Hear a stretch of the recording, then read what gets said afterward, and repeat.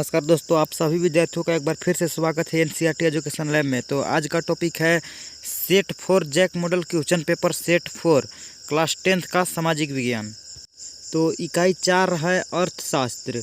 बहुविकल्पिक प्रश्न 1 अंक का है, सही उत्तर का चयन करना है। तो 37 क्वेश्चन है, इनमें से कौन तृतीयक क्षेत्रक से संबंधित है? ए कृषि, बी डेयरी, सी बैंक सेवाएं, डी चीनी। तो इसका सही आंसर होगा ऑप्शन नंबर सी, बैंक सेवाएं। तृतीयक क्षेत्रक सहायता प्रदान करता है दोस्तों, इसे सेवा क्षेत्रक भी कहते हैं। अब है 38 विश्व व्यापार संगठन का मुख्यालय कहाँ स्थित है? ए जिनेवा, बी चीन, सी भारत, डी इनमें से कोई नहीं। तो इसका सही आंसर होगा ऑप्शन ए जिनेवा। अब है 39 क्वेश्चन, ऋण के औपचारिक स्रोतों में शामिल नहीं है। ए बैंक, बी नियोक्ता, सी सहकारी समिति, डी इनमें से कोई नहीं। तो ऋण के औपचारिक स्रोत में शामिल नहीं है, तो इसका सही आंसर होगा ऑप्शन बी नियोक्ता। अब है 40, भारत में बैंक कुल जमा राशि का कितना प्रतिशत नकद के उधार में अपने पास रखते हैं? ये 10%, 20 और बी है 12%, सी है 15% और डी है 20%। तो इसका सही आंसर होगा ऑप्शन डी 15%। अब है 41 क्वेश्चन, फोर्ड मोटर्स नामक कंपनी भारत में कब आई? ए 1992, बी 1994, सी 1993, डी 1995। तो इसका सही आंसर होगा ऑप्शन डी 1995 ईस्वी में। अब है 42, डिजाइन या चित्र तैयार करने का काम किससे की जाती है? ये पेजर, बी कंप्यूटर, सी ई बैंकिंग, डी इनमें से कोई नहीं। तो इसका सही आंसर होगा ऑप्शन बी कंप्यूटर। अब है कोष्ठकों में सही शब्द चुनकर रिक्त स्थानों की भरिए। तो 43 क्वेश्चन है, विभिन्न देशों के बीच परस्पर संबंध और तीव्र एकीकरण की प्रक्रिया को डॉट डॉट कहते हैं, क्या कहते हैं? वैश्वीकरण या राष्ट्रीयकरण। तो इसका सही आंसर होगा ऑप्शन वैश्वीकरण। अब है 44 क्वेश्चन, डॉट डॉट डॉट क्षेत्रक के श्रमिक वस्तुओं का उत्पादन नहीं करते हैं। तृतीयक कृषि, तो कृषि क्षेत्रक वस्तुओं का उत्पादन करते हैं और तृतीयक क्षेत्रक वस्तुओं का उत्पादन नहीं करते हैं। अब है 45, बहुराष्ट्रीय कंपनियां अतिरिक्त निवेश के लिए डॉट डॉट प्रदान करती है, ऋण या धन। तो इसका सही आंसर होगा ऋण। अब है अति लघु उत्तरीय प्रश्न, 2 अंकों का 40 शब्दों में उत्तर देना है। तो 46 है, कृषि एवं सहायक क्षेत्र किसे कहते हैं? बहुत ही आसान क्वेश्चन है, कृषि एवं सहायक क्षेत्र किसे कहा जाता है? तो उत्तर है, जब हम प्राकृतिक संसाधनों का उपयोग करके किसी वस्तु का उत्पादन करते हैं तो इसे कृषि एवं सहायक क्षेत्र कहते हैं।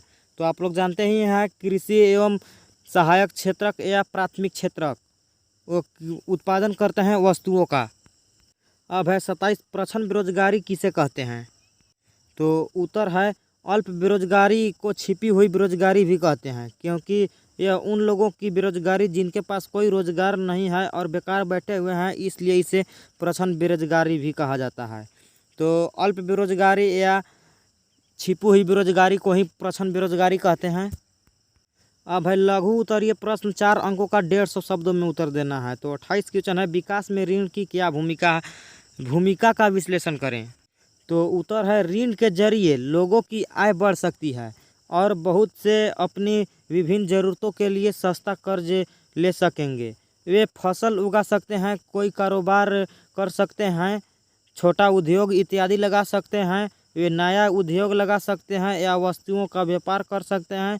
सस्ता और सामर्थ्य के अनुकूल कर्ज देश के विकास के लिए अति आवश्यक है। तो आप कर्ज लेकर यानी कि ऋण लेकर आप अपना विकास कर सकते हैं, जिससे देश का भी विकास बढ़ेगा।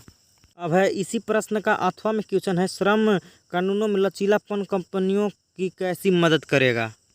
तो उत्तर है, विदेशी निवेश आकर्षित करने हेतु श्रम कानूनों में लचीलापन लाने की अनुमति दे दी है। अब नियमित आधार पर श्रमिकों को रोजगार देने के बजाय कंपनियों में जब काम का अधिक दबाव होता है तो लचीदार ढंग से छोटी अवधि के लिए श्रमिकों को कार्य पर रखती है। जैसे कंपनियां मजदूरों को मजदूरी देकर केवल उसी मौसम में रखती है जब उन्हें उनकी बहुत आवश्यकता होती है। कंपनी की श्रम लागत में कटौती करने के लिए ऐसा किया जाता है।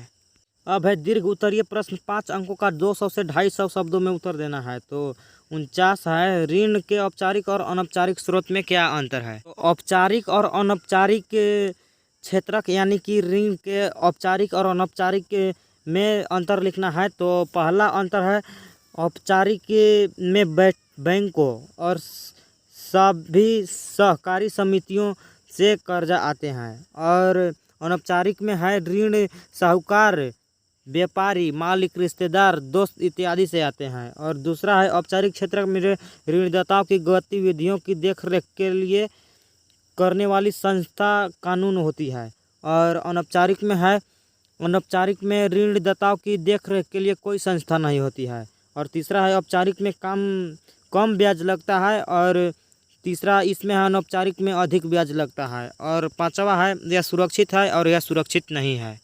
अब है भारतीय रिजर्व बैंक अन्य बैंकों की गतिविधियों पर किस तरह नज़र रखती है या क्यों जरूरी है। तो उत्तर है भारतीय रिजर्व बैंक औपचारिक स्रोतों की कार्य प्रणाली पर नज़र रखता है। आरबीआई यानी कि रिजर्व बैंक ऑफ इंडिया यानी कि भारतीय रिजर्व बैंक नज़र रखता है कि बैंक वास्तव में नगद शेष बनाए हुए हैं या नहीं। और आरबीआई इस पर भी नज़र रखता है कि बैंक केवल लाभ अर्जित करने के लिए व्यवसायों और व्यापारियों को ही ऋण दे रही है या छोटी किसान, छोटी उद्योग, छोटे कर्जदार इत्यादि को भी ऋण दे रहे हैं।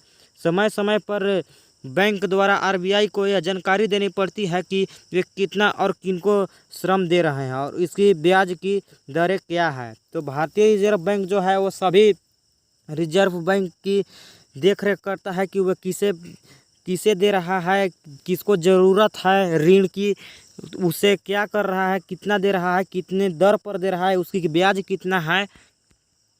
तो इसी कारण से वह देख रेख भारतीय रिजर्व बैंक सभी बैंकों से करता है।